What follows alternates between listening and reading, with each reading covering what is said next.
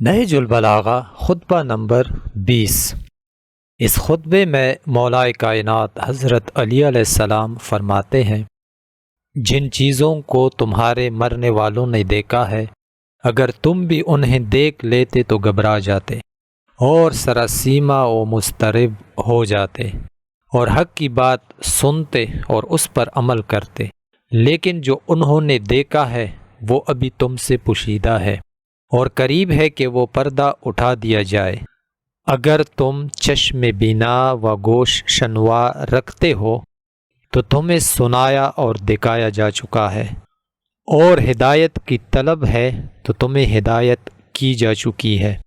میں سچ کہتا ہوں کہ عبرتیں تمہیں بلند آواز سے پکار چکی ہیں اور دمکانے والی چیزوں سے تمہیں دمکایا جا چکا ہے۔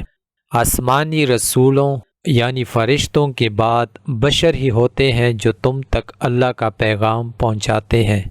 اسی طرح میری زبان سے جو ہدایت ہو رہی ہے در حقیقت اللہ کا پیغام ہے جو تم تک پہنچ رہا ہے۔